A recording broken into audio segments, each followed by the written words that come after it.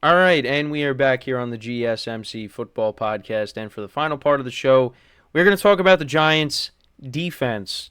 Talk about that, and just I think there's some excitement around at least their defense.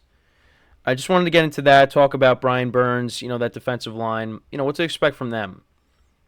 And like I said earlier in the show, well, when I opened the show, yeah, when it comes to the offensive side of the ball, the Giants might not be very good in 2024.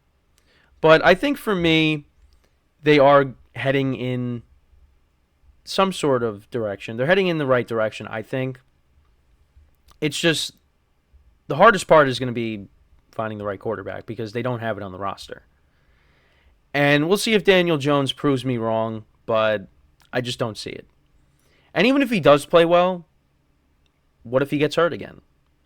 So the offensive side of the ball, it's going to be frustrating to watch, and it really has been for many years. But I think this Giants defense, you got to be excited because they added Brian Burns. They signed him to that 5-year extension, $150 million. And now you're pairing him up with Kayvon Thibodeaux and Dexter Lawrence. And I think that defensive line is going to be a problem for quarterbacks this upcoming year. It's just, again, they might not score a lot of points. And, you got Kayvon Thibodeaux, led the Giants in sacks last season, 11.5 sacks, and finishing fourth in Defensive Rookie of the Year voting in 2022. Burns has never had fewer than 7.5 sacks in a season, totaling 46 in his career. And I wanted to pull up I did have his individual stats up earlier before I came on here. So for his career, like I said, 46 sacks. But yeah, 7.5 sacks his rookie season, and he was drafted the same year as Dexter Lawrence. Then he had 9 in 2020, 9 in 2021, 12.5 in 2022, and then 8 last season. So now you're adding that with Kayvon Thibodeaux and Dexter Lawrence. And for me, I'm excited because, like when it comes to the Giants defense, that was another side of the team that has been lacking, and they really haven't had a pass rush. And I know from, the articles that I was reading, they were talking about, you go back to, Strahan and, Justin Tuck and O.C. Umenyiora, and then, of course, Strahan retired, but then you had those guys still with JPP.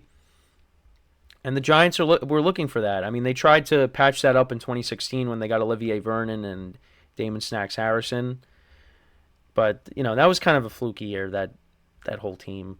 They went 11-5, but it's just that was kind of unfortunately a fraudulent team because then they played the Packers in Lambeau and they lost 38-13. And that season ended with a thud. And that was Eli Manning's last playoff game, unfortunately.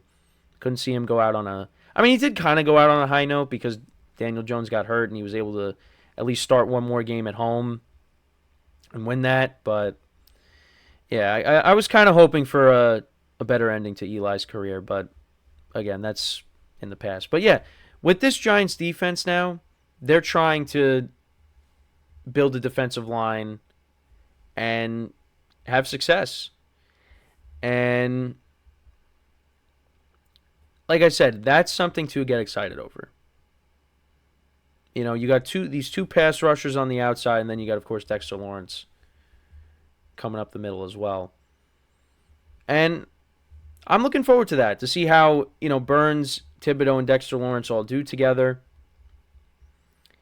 And, we'll see what they can accomplish. Again, I don't expect the Giants to do too much this year.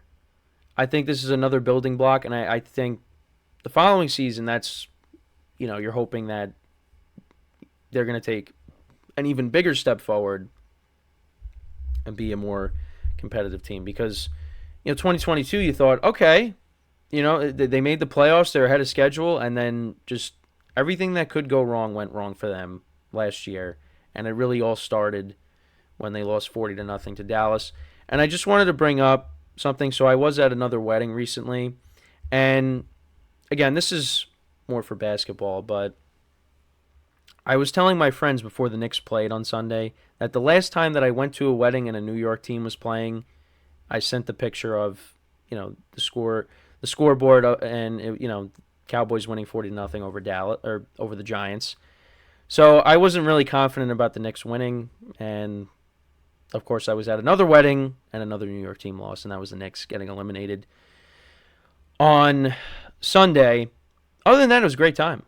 It's just the Knicks losing was that hurt, but yeah. So we'll see what happens when I go to 2 more weddings later in the year and into next year. But yeah, just wanted to bring that up as well. But yeah, everything went wrong for the Giants after that. I mean, after they lost 40-0 to Dallas, I'm like, this team is not going to be good, and they weren't. But I think they're heading in the right direction because I still believe in the coach, kind of. Although, well, in the beginning of the year, I was like, all right, we're back to square one again with Dable. But I know it kind of hurt their draft positioning, but they did play better towards the end of the year. They were competitive against some playoff teams. They beat some playoff teams. They beat the Packers, and they should have beaten the Rams. But I feel like it's like that with the Giants every year. Oh, they should have beaten this team. They should have beaten this team. But yeah, they showed me something towards the end of the year where I do still have some confidence in Brian Dable, and I have confidence in Joe Shane. So again, it's tough right now at the quarterback position, but they're building a good defense. They are. And they made some smart moves. Bobby Okereke was a solid player for them last year, getting him from the Colts. That's another position that's been lacking in recent years for the Giants was linebacker. And they got a productive player out of Bobby Okereke. And you got young guys in the secondary. So they're building something. Now, losing Wink Martindale, yeah, that was tough. And we'll see because they got the defensive coordinator over from the Titans. We'll see how he is with these guys. But this defense is going to be good. I think if there's one thing you could look forward to, like I said, with the Giants, is their defensive line. I think their defensive line is going to be really good. And you're hoping their defense could keep you in games. Because if you can get at least some competent quarterback play, and this offense can at least, be decent, maybe the Giants can win a few more games than we imagine. But you look at their schedule. I think it's from like weeks 3 to 8. That is a brutal stretch. You got the Bengals in there. You got the Cowboys, the Eagles. I think they play the entire AFC North. So, and how many times have I talked about that division and how it's the best division in football? Yeah, I was watching the Michael Kay show, and they had the Giants. I think someone had them going.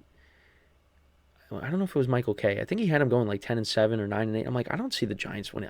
I see the Giants winning 6 or 7 games.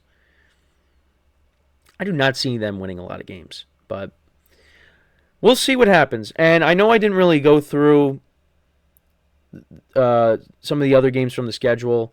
We will do that. We'll go through the other matchups, the primetime games throughout the week.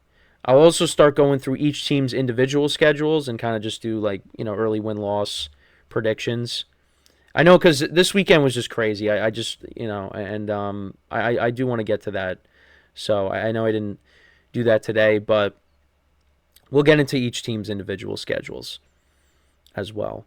And like I said, I want to go through all the primetime matchups, talk about some of the big games coming up. Well, obviously when we get to them because we're still in May. But yeah, so we'll get into each team's individual schedules. We'll go through at least one team per show. Like I said, just kind of do like a win-loss prediction. And yeah, so that's what's coming up. And then I have one more divisional rankings tomorrow. We'll get into the AFC West, which is kind of going to be easy, in my opinion. But yeah, that's pretty much it for the show for today. Thank you guys for tuning in. It's good to be back. I'll be back again tomorrow, 10:30 a.m. Eastern Time. Same time as always. And yeah, make sure to check out all the other shows on the network. Again, covered pretty much every sport, and everybody's doing a great job. So, like I said, make sure to go check out all the other shows. Give them some love as well. But yeah, that is all the time that we have for today. Once again, thank you guys for tuning in. We'll be back again tomorrow, same time, 10:30 a.m. Eastern Time. And until then, I'm Kenneth Gruenfelder signing off from the GSMC Football Podcast, brought to you by the GSMC Sports Network. Have a good day, and I will talk to you guys next time. Take care.